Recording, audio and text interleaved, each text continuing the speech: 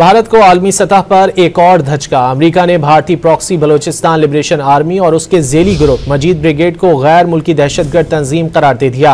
पाकिस्तान ने अमेरिकी फैसले का खैर मकदम करते हुए उसे पाकिस्तान के मौकिफ की जीत करार दिया है।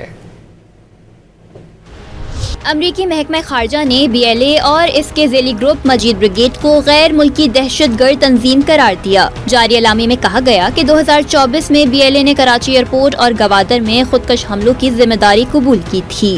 रवा साल BLA ने जाफर एक्सप्रेस हाईजैकिंग की जिम्मेदारी भी कबूल की।